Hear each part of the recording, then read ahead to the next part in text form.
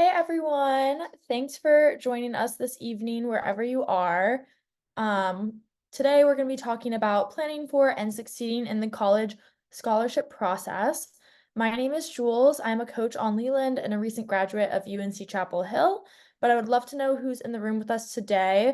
So if everyone is comfortable, feel free to drop your name in the chat as well as where you're calling in from, and if you are a student, parent, or fellow coach. We'd love to hear. And we'll get started in a couple minutes.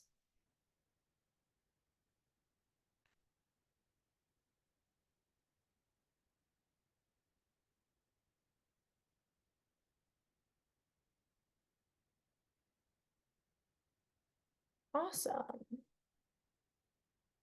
Yeah, continue sending in the chat where you're coming in from. Looks like we have some students in the room, but we'll go ahead and get started. I want to be respectful of everyone's time.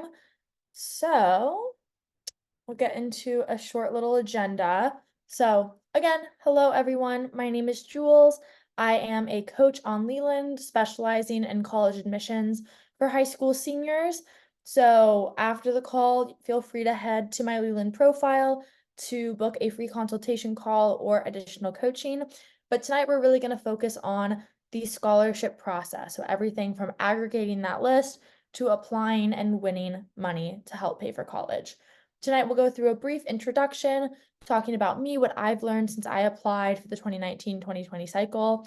We'll go through a step-by-step list of how to win scholarships, talk about some financial aid considerations, and I'll share my top tips and tricks. I'll also have a Q&A session at the end, so if you can, save your questions for the end or drop them in the chat as we're going through this presentation, and I am happy to answer them at the end of this presentation. But on my Leland profile, I am available for coaching to help you strategize around your college application in general, as well as edit essays, help you find and apply for scholarships, etc. So here's a brief snapshot of my college and scholarship journey. The photo on the right is when I committed to UNC Chapel Hill my senior year of high school. You can see on the screen, I only applied to 7 universities. I know a lot of students, especially those applying to more competitive universities, will try to increase that number to the teens or even 20s. But for me, I knew that affording college was one of my most important considerations. And so I wanted to focus my time and energy on applying to scholarships rather than a bunch of reach schools. I applied to over 100 external scholarships my senior year of high school and ended up winning over $200,000 in cumulative award money. So external scholarships outside of those that I won from different universities ranged from as small as $500 to over $20,000. So there really are lots of different awards out there for you. After graduating in May, I'm taking a couple months to spend time with family and travel, but I will be headed to Capital One's corporate strategy team in Washington, D.C. next year, focusing on climate, and I'm happy to apply those resume tips and tricks to the college process as well. So here's a snapshot of who I was at 17 when I was sitting down to apply for college and I was in your shoes. I really want to emphasize that I was not this perfect cookie cutter star student. So I was dedicated. I had mostly A's and some B's, and I was in the top 10% of my high school, but I was definitely not a valedictorian, not junior Marshall. And with that being said, I also didn't have perfect test scores. So I was genuinely passionate about my extracurriculars and how it impacted the communities around me. So I considered myself to be what I call a spiky college applicant, not necessarily super well-rounded. So I wasn't a varsity athlete or speech and debate champion or student body president. I was focused on a few things that I really cared about. And for me, many of those activities were occurring outside of my high school. I was extremely organized and goal-oriented, so I had tons of spreadsheets making sure that I didn't miss any deadlines for college and scholarship applications. So I would not say that I was messy or procrastinating in that process. And I really was close with my teachers and school guidance counselor to make sure that I could get strong recommendation letters when applying for college and for scholarships. So here is my little step-by-step guide to winning scholarships in high school. The first thing that you want to do that I just alluded to is determining your spike. So this might sound harsh, but I want to emphasize Well-rounded students certainly get into college, but in my opinion, they do not win scholarships.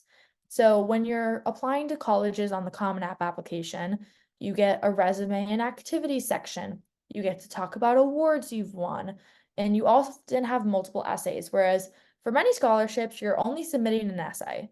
No recommendation letters, no test scores. And so you really have to think critically about what you want scholarship committees to know about you. Some extracurriculars are not going to be relevant to a particular scholarship, and that's okay. So when I say you want to be spiky, you want to have a couple things again that really make you stand out. So I have this thing that I like to call the bucket theory, where essentially admissions and scholarship committees sort students into metaphorical buckets. So there's going to be a soccer bucket and a drum major bucket and a community service bucket. Obviously, the community service bucket is going to be huge and overflowing. So you want to consider what unique buckets your stories and experiences might fall into compared to other applicants. Consider what like more niche and spiky buckets you can fall into because those will help you earn scholarship. So maybe you're an entrepreneur in a very unique business area, or you're very involved in a particular social justice cause. Think about ways that you can tailor your story to be more unique and more spiky, because that will make you stand out to our scholarship committees. Step two is to simply start searching early. So I remember I applied to a couple scholarships at the end of my junior year of high school, not a ton, but most deadlines are going to be passing before December 31st. I think at least a third of the scholarships that I applied to were December 31st deadlines for whatever reason. And so if you're just in the fourth quarter starting to look for scholarships, you might be out of luck. So sign up for those free trials now on scholarship search engines like Scholarly. Get to work this summer and diversify your list. You want to have a lot of local, state, and national awards. And think about the strategic keywords that you're putting into Google related to your spike or spikes. So your high school scholarship website, if you even have one, is just a starting point. Mine only had maybe a dozen or two scholarships. And of course, I ended up applying to over 100. So go into Google and use keywords. So social justice, women in STEM, things like that that you can use to tailor your search. Reach out to friends, family, and community organizations as well. I knew someone's mom who worked at a local law firm. She texted me a link to their scholarship application, and I ended up winning that. So think about how you can leverage people in your network and really work with your family to determine your financial need. There are many scholarship awards that are need blind, but a lot of others do require that students have a significant amount of financial need, and you want to be aware of what you qualify for and what you don't. Get organized. So here's a screenshot of a Google sheet that I made for one of my clients when I was helping him compile a list of scholarships unique to him. So he was involved in wrestling in high school, so I found a lot of student athlete and wrestling scholarships for him. And I like to sort it out, understanding how much the award is, how many people win, who else is applying, those due dates, etc. And remember that if you have a letter of recommendation required for the scholarship, which is not the most typical, but they do exist, that you want to have your recommenders know to submit it at least a month before the deadline. You also want to build a thoughtful college list. So, like I said, I only applied to 7 schools. If you're the kind of student that wants to apply to 20 or 30 schools, apply to all 8 Ivy Leagues, that's awesome, but that's going to take a lot of time. You're going to have to write a ton of essays. So, if your primary focus, like me, is earning scholarships and graduating debt-free, I would recommend applying to more safety and target schools rather than those reaches. My high school had a platform called Naviance, but there are other similar programs out there that will show you where you fall compared to peers from your high school who applied to each university within the last 5 years or so. You can see based on your test score, if you choose to submit one, and your GPA, how likely it is that coming from your high school you'll be accepted. And that can help you sort your schools into safety targets and reaches. Consider those in-state versus out-of-state cost and research universities that have a strong merit scholarship program. So even if it's a super prestigious university, UVA is one of the strongest public universities in the country. Outside of the Jefferson, their full ride program, they honestly have a pretty weak merit scholarship program, in my opinion. Whereas University of South Carolina has a very specific metrics where they show you if you have this test score and this GPA, you can expect to earn this much merit-based aid so long as you don't have D's all over your transcript. So apply early action to be considered for the widest array of scholarship opportunities, especially at those schools like University of South Carolina that are very transparent about the money you can expect. I will say, working in the UNC Office of Undergraduate Admissions, we require students to apply early action to be considered for the fullest amount of scholarship opportunities. And do your research. Some schools will have separate applications for scholarships run by private foundations. So at UNC, for example, we have the Morehead-Cain Scholarship, which is a full ride to UNC, and their selection and application process is completely separate from the UNC admissions offices. And finally, you want to craft your Common App and supplemental essays. So when you sit down this summer and you think about your college applications, hopefully with me as your coach, but regardless, you want to make a list of the most important experiences, stories, values, and goals that you want the admissions and scholarship committees to know about you. So include these throughout your activity section. Think about how you can write really unique stories and essays about these things, but also consider how these essays can be repurposed for external scholarship applications. We'll talk about it later, but my tagline in scholarship applications is just reduce, reuse, recycle. You don't want to be writing a brand new essay for every single one of your scholarship applications. You're going to hate yourself by senior spring. So the essays that you're writing, especially those supplementals early on in the process, when you're first applying to colleges, they're super important to winning merit aid. So 75% of my institutional aid that came from the universities I applied to did not require an additional application. They were just impressed with the essays and they forwarded them on to the scholarship office. So keep that in mind.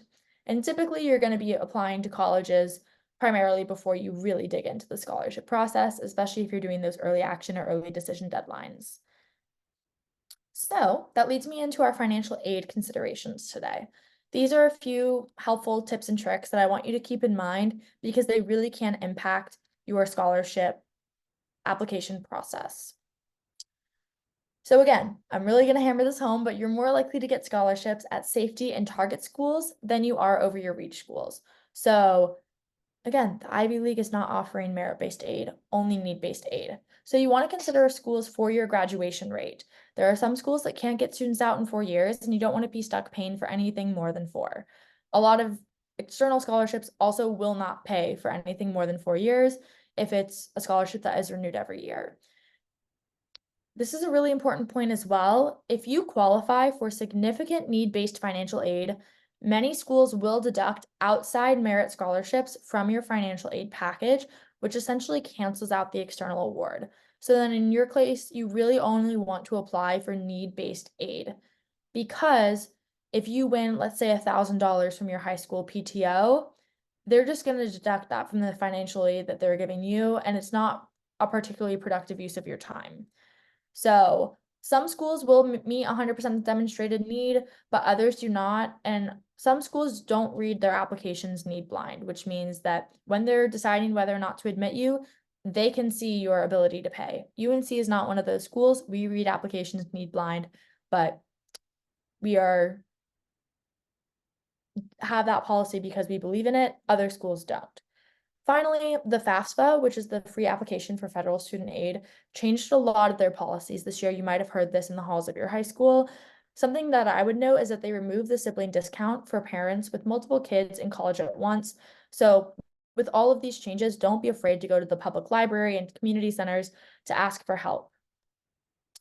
I also wanted to point out that most schools online have a net price calculator available on their admissions or financial aid website, so you can put in your specific financial information to understand what you should expect to pay at each school.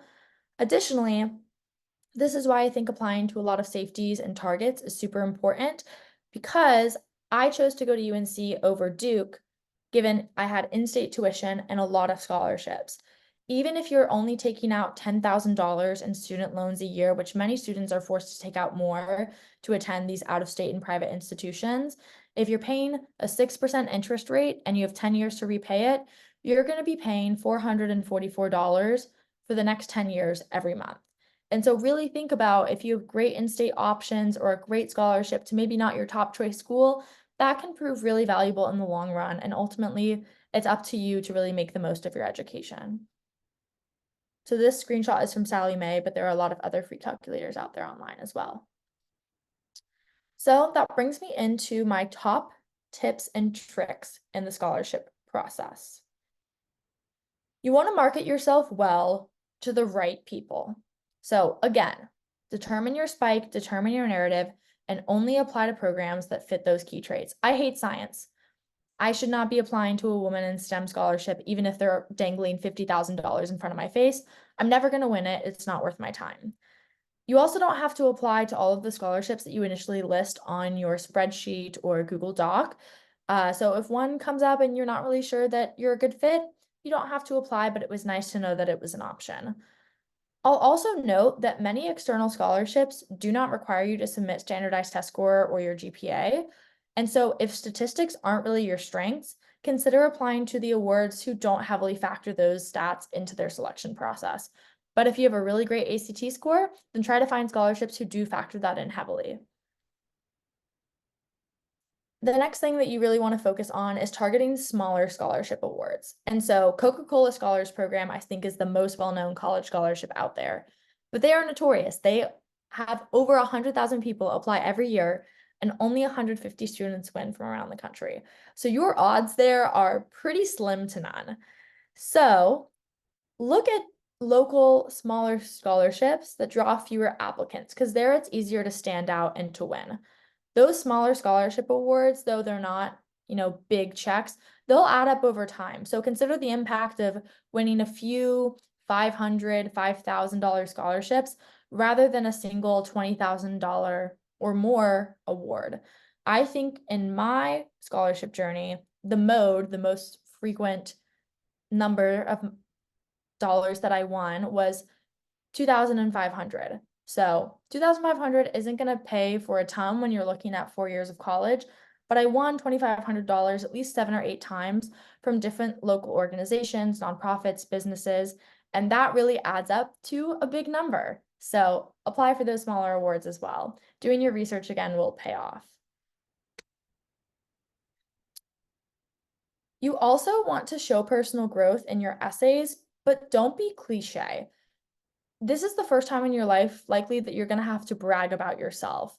And so trying to walk the line of bragging and showing humility is really challenging for a lot of our students. So you want to describe your accomplishments and the challenges that you faced and demonstrate in those essays that you achieved, but you also persevered and that you're able to provide a nuanced and thoughtful reflection after those experiences. I consider scholarship committees not looking to award you for past accomplishments, but they're actually investing in your potential to succeed in the future. So prove to them that you're capable of tackling those roadblocks and avoid cliche. It's an inside joke, and I think most admissions offices across the country, certainly UNC's, don't write about tearing your ACL in the big soccer game. They have read that essay hundreds and hundreds of times. Occasionally, you can have a really great torn ACL essay that approaches it from a super unique standpoint, but most of the time they've read the same essay before. So again, avoid cliche, try to provide some really thoughtful reflection, and tackle your stories from a unique angle that puts you in those smaller buckets we discussed earlier. And of course, tell stories throughout. This is not your AP research essay. It's a lot more informal. If you're funny, don't be afraid to tell a joke. You really want it to be authentic to your voice. I always tell students when they're writing their college essays that if you dropped your essay on the floor of your high school and that piece of paper did not have your name on it, anyone at your school should be able to pick up the essay and know that it belongs to you and only you because it is so authentic to your voice and to your experiences. Next, again, reduce, reuse, recycle. Coming from a sustainability major, I love to see that. And when I say that, I'm referring to the fact that for the large majority of scholarships you're applying to, you can reuse your Common App and supplemental essays if they somehow relate to the scholarship prompt. So for most of the external scholarships I applied to, I reused one of maybe 2 or 3 of my favorite supplemental essays, and I would just kind of massage it to fit the prompt. So maybe I had to cut out some words if there was a shorter word count, or I would massage it to fit the specific prompt, but you really can reuse those essays.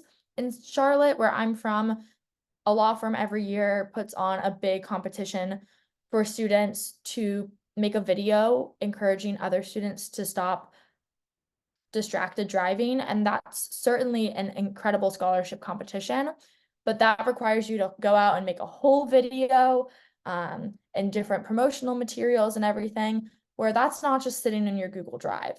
So for me, I was trying to target awards where I could just simply reuse an essay that I had already written, and then the few scholarships that I was really competitive for, I would take the extra time to make that video, to make the infographic, things like that. And so just prioritize the awards that fit your narrative, those pre-written essays, and reduce, reuse, recycle, and as much as possible. And finally, don't get discouraged. You're going to be surprised at what scholarships you win and which ones you don't. There were some scholarships I thought I was a shoo-in for, and I didn't even make it to the semifinal round. So as a senior in high school, I had a success rate of 9.7% in my scholarship application process. So it's not like I was winning half the scholarships I applied for, but because I maximized my time and my energy in applying to so many scholarships, applying to over 100, many of which were local awards, I ended up a really successful applicant with tons of money to pay for college, and I was fortunate to graduate from UNC debt-free and then some. If you spread the scholarship application process throughout all of your senior year, it becomes a lot more manageable than condensing it into fourth quarter. Again, we talked about there's a lot of awards that are due in the fall or in the winter. And so if you're not thinking about scholarships until April, once you've decided where you're going to go to college, it's going to be really overwhelming, really stressful, and there's going to be a lot less opportunities out there for you to earn money. So keep that in mind as well. With that being said, I want to open it up for questions. This call technically is running for another 20 minutes, but I'm also happy to send people home a little early, get your Thursday night back if you want. So feel free to unmute yourself. I'd love to see some faces on Zoom if you want to turn on your video, or you can send some information in the chat. If you have any questions about my own experience or yourself as a scholarship applicant, how you can really hack the process. So again, feel free to unmute yourself or send it in the chat. I'll give y'all a few seconds to go ahead and type out your questions.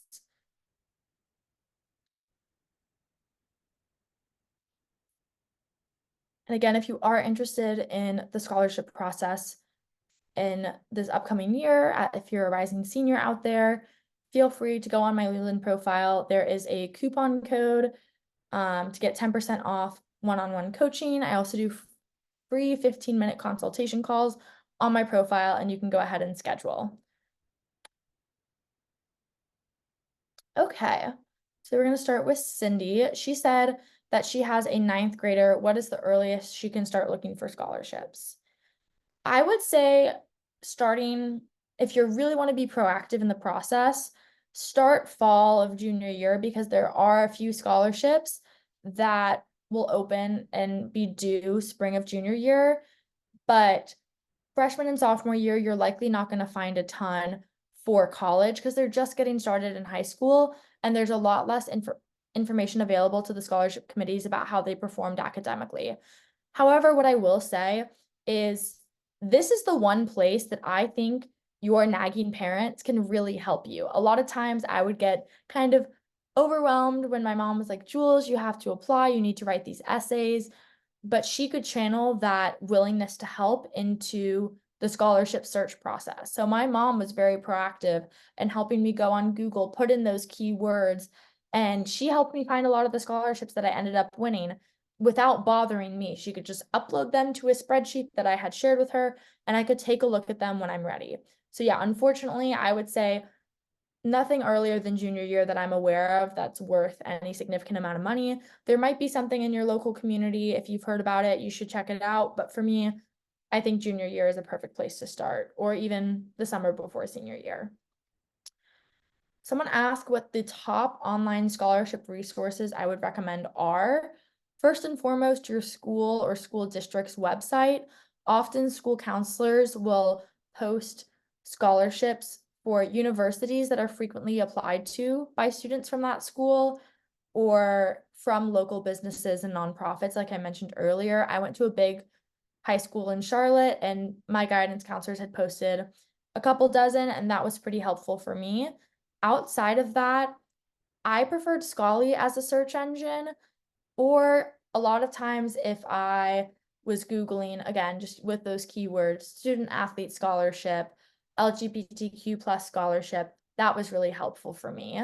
And I was pretty proactive with my guidance counselors going and asking for help if they've heard anything through the grapevine.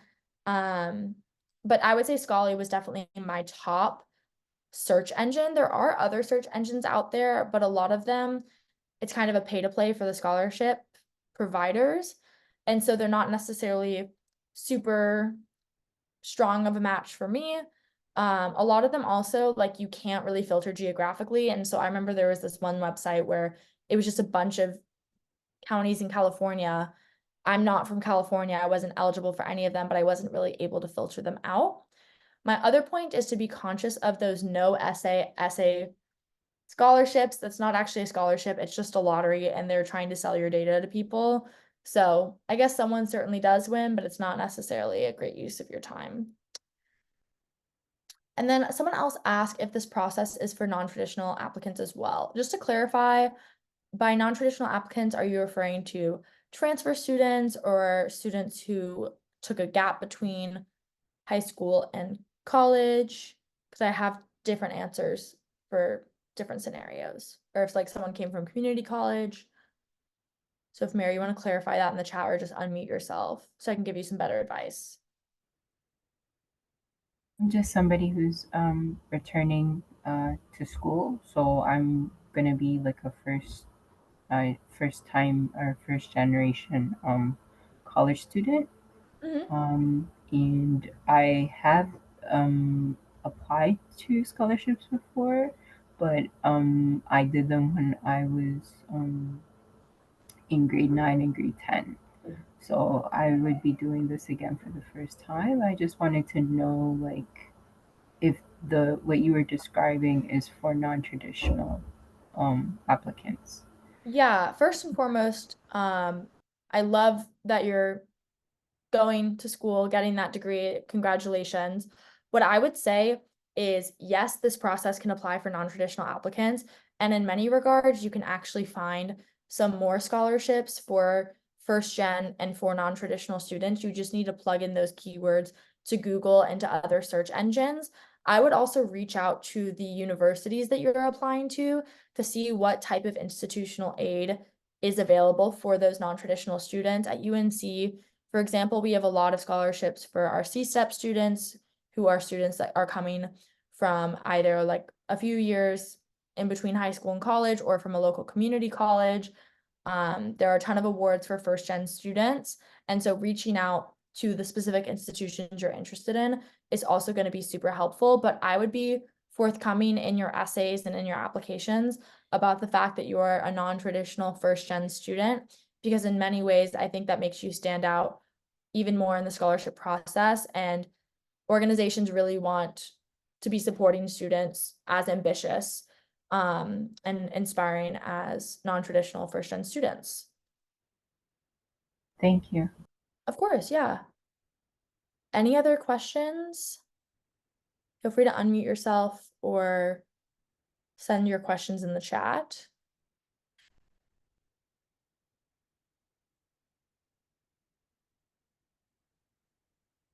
If not, feel free to scan the QR code on the screen, or you can find my Leland profile link in the chat.